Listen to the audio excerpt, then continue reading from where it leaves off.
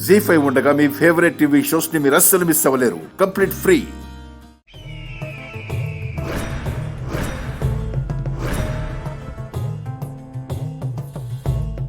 Watts going? వేసిన ప్రతి అడుగు డిస్టర్బ్ చేస్తుంది. నా ప్రతి ఆలోచనని డైల్యూట్ చేస్తుంది. ఏ ప్లాన్ వేస్తే ఆ plan. Damn it. Fail fail fail. ఈసారి ఎలాగైనా హిమని ఇంటికి రప్పిస్తాననుకుంటే ఆ ఐడియా కూడా స్మాష్ అయిపోయింది. ఛా! అవార్డును అందుకోవటం చాలా ఆనందంగా ఉందమ్మా. మీతో పాటు పోటీల్లో నిలిచిన శ్రీమతి తారా గారి సంస్థ అయిన మేడ్ ఇన్ హెవెన్ సంస్థలో మీ కూతుర్ని కూడా జాయిన్ చేశారని తెలిసింది. ఆ సంస్థ వల్ల మీరు నష్టపోయారని తెలిసింది. దాని గురించి మీరేమైనా చెప్పగలరా? ఎన్నో ఆశలు పెట్టుకుని వాళ్ళ దగ్గరికి వెళితే చివరికి మాకు నిరాశ ఎదురైంది. ఇంతకు మించి నేనేం చెప్పలేనమ్మా.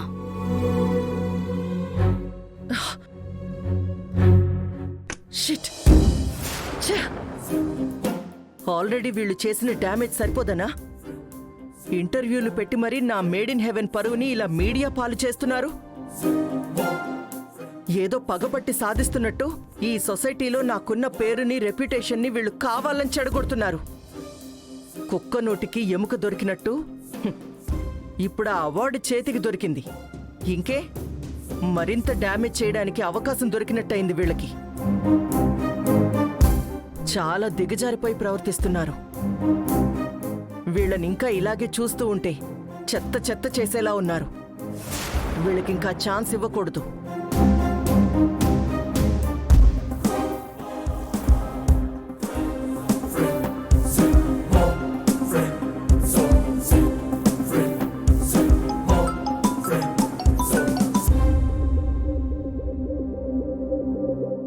మేడం చెప్పండి మేడం. శిఖరా, నేను చెప్పేది జాగ్రత్తగా విను.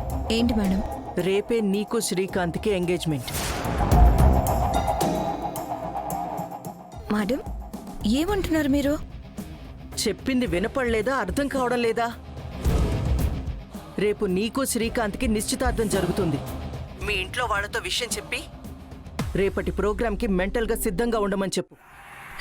ఓకే మేడం, మీరు చెప్పారు కదా, తప్పకుండా మేడం. ఇంత తొందరలోనే మీరు నా కల నెరవేరుస్తారని ఊహించలేకపోయాను మేడం. నేను ఊహించలేనివి చాలా జరుగుతున్నాయి. అందుకే ఈ డెసిషన్. మీ నిశ్చితార్థానికి అందరినీ పిలిచి నా మేడ్ ఇన్ హెవెన్ని తిరిగి ఓపెన్ చేస్తాను. Wow, great ma'am.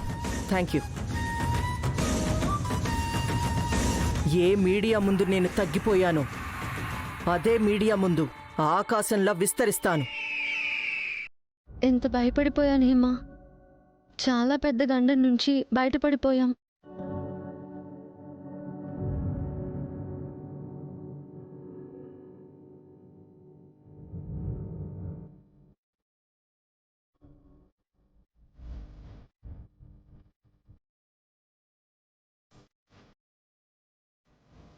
నేనైతే మళ్ళీ మీ అందరినీ ఇలా చూస్తానని కూడా అనుకోలేదు.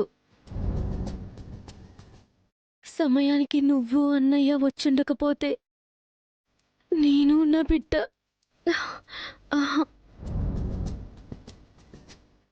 ఏం జరగలేదు కదా హిమా. వద్దు, ఆ మాటలు కూడా మాట్లాడద్దు. మేమెవరం వినలేము. అయినా అంత సడన్గా అలా ఇలా జరిగింది హిమా. ఏమో వదిన, అత్తయ్య వాళ్ళు ఫంక్షన్కని వెళ్ళారు. నేను శిఖర ఇంట్లోనే ఉన్నాం. డిన్నర్ చేయాలి కదా, వంట చేయడం ఎందుకని ఫుడ్ ఆన్లైన్లో ఆర్డర్ చేశాము వదిన. ఆ తర్వాత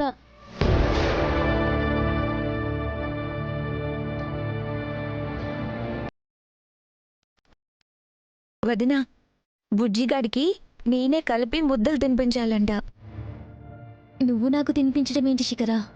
నేను నీ ఆడపడుచుని, అంటే నీకు సగం మొగుణ్ణి. ఇది ఆను.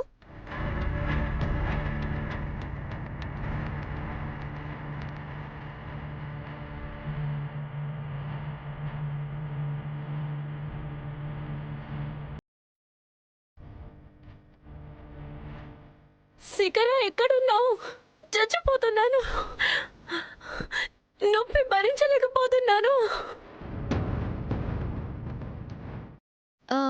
శిఖర ఇంట్లోనే ఉండి కూడా నీకంత ప్రాబ్లం అవుతున్నా రాకుండా ఎలా ఉంది అసలు?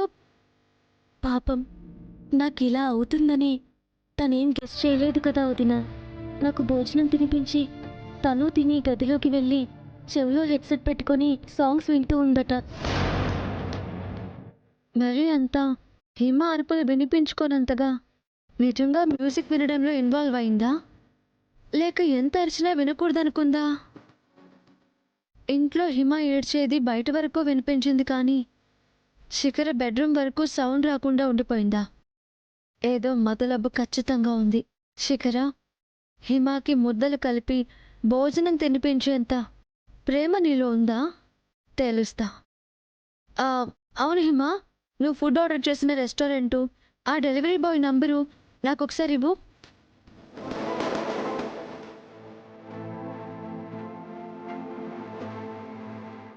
ఇదిగో వదినా.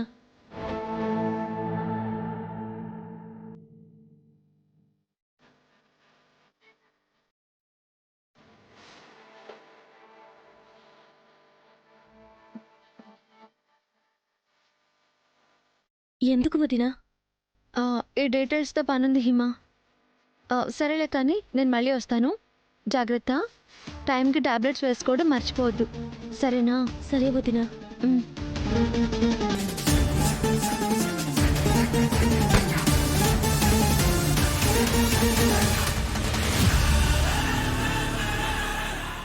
జీ5 యాప్ డౌన్లోడ్ చేసి అన్ని ఎపిసోడ్స్ పూర్తి ఉచితంగా చూడండి.